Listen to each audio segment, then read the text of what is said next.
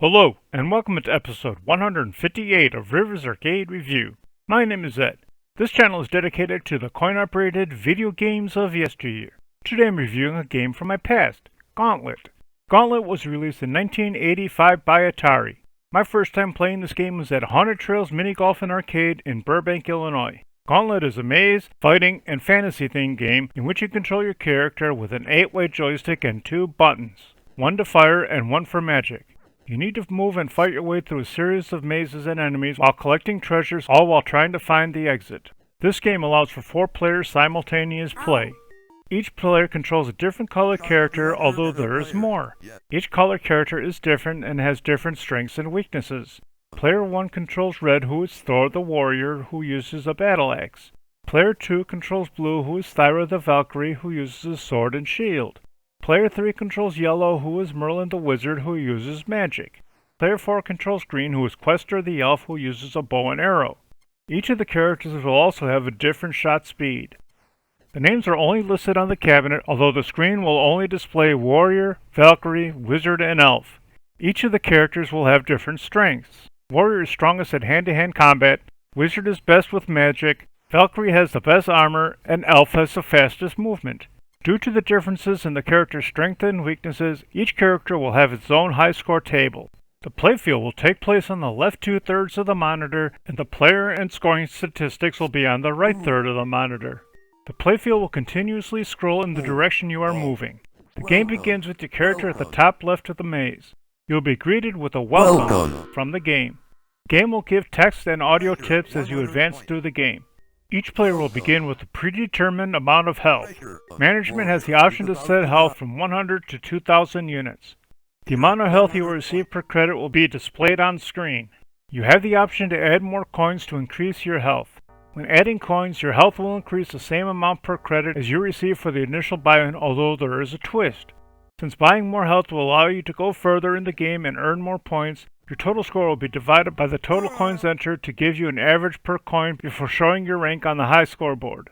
Your health will automatically decrease 10 units approximately every 10.5 seconds.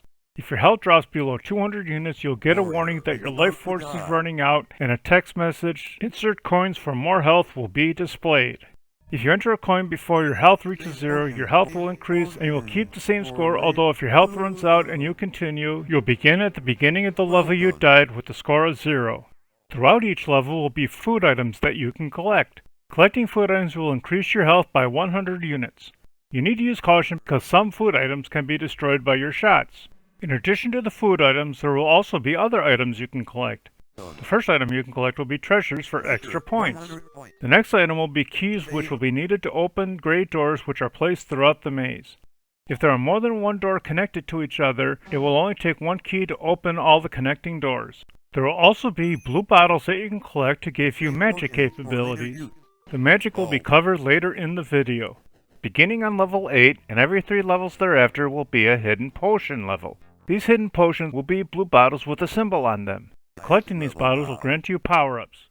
These power-ups will include extra armor, extra speed, extra magic power, extra shot power, extra shot speed, and extra fight power. In addition, there will be a magic amulet that will grant you temporary invisibility. In addition to everything else, each level will have a series of enemies you will need to deal with. The first enemy will be the ghosts. You need to shoot the ghost because if one contacts you, you will lose 8 units of health. Extra ghosts will be able to appear from bone piles called generators. You need to shoot these generators to stop new ghosts from appearing. The next enemy you will deal with will be the Grunts. The Grunts will be caveman-shaped enemies that carry clubs and will fight your character. You can either shoot or fight the Grunts. You need to go face-to-face to fight them. You'll earn more points for fighting the Grunts, although you'll lose more health by doing so. The Grunts will appear from house-shaped generators. You can also shoot these generators to prevent new Grunts from appearing. The next enemy you will deal with will be the demons. The demons will be dragon-shaped enemies. You can also fight or shoot these enemies to defeat them. The generators will look the same as those for the Grunts and need to be destroyed to keep new demons from appearing. The next enemy you will face will be the Sorcerers. The Sorcerers are wizards that are wearing purple robes. These enemies will have a trick up their sleeve. The Sorcerers have the ability to become invisible. When invisible, they are invulnerable. You need to fight or shoot these enemies. The Sorcerers will also appear from house-shaped generators. The next enemy will be the Lobbers. You can also fight or shoot the Lobbers, although these enemies have a new twist. These enemies will throw bombs at you. You need to avoid these bombs because you will lose 3 units of health each time you get hit with the bomb. The Lobbers will also appear from the house-shaped generators. Each of these enemies will come in 3 different shades. The lighter the shade, the more shots it will take to destroy them. Each time you shoot an enemy, they will become a darker shade, and when you shoot them when they are the darkest, they will disappear. The bone pile generators will come in 3 sizes, and shooting them will cause them to become smaller, and when you shoot the smallest pile, they will disappear. The house-shaped generators will have slightly larger shapes on the top. Shooting the house generators will cause the top to change to the next smallest and will disappear when you shoot the smallest. In addition to these enemies, there will be a thief that will occasionally appear. The thief will chase you down and grab your keys and potions if he contacts you. Shooting the thief will cause him to drop all the items he stole, and you need to move over them to recollect them.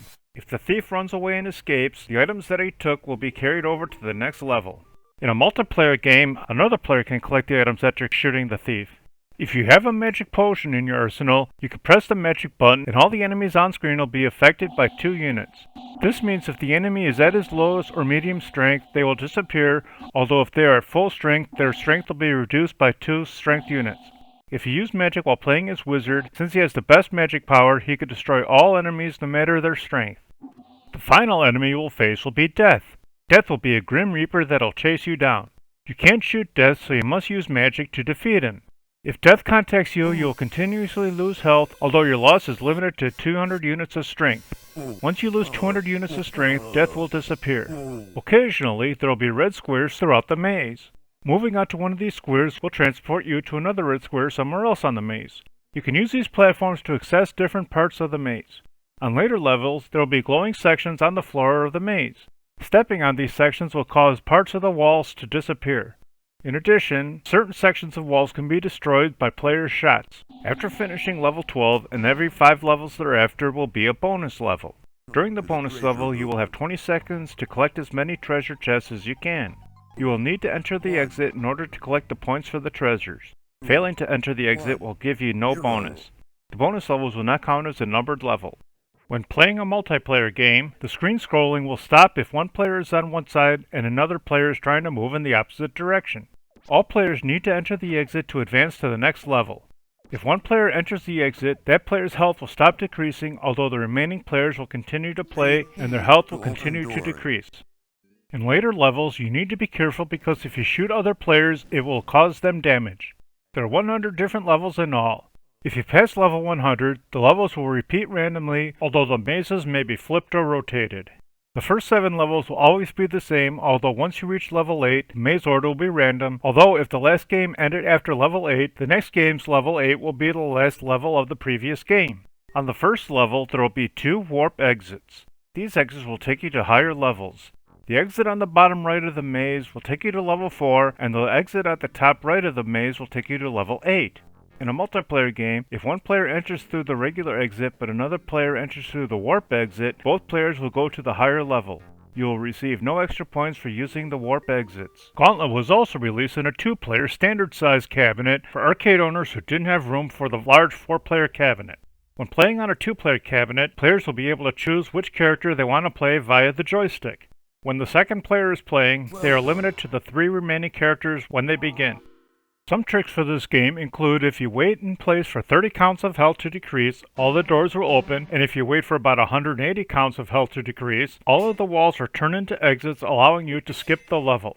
Scoring for the game is as follows. You'll earn 10 points for using magic against all enemies as well as shooting the ghosts.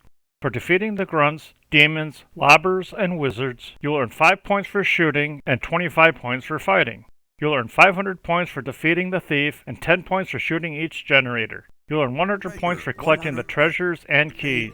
Defeating Death will award a mystery score between 1,000 and 8,000 points. I liked playing this game, although I was never good at it, but I would recommend playing it, especially if you can play it in an arcade setting with multiple players. I like this game more than Jump Bug, but not as much as Versus Hogan's Alley, so Gauntlet fights its way into the 89th position overall.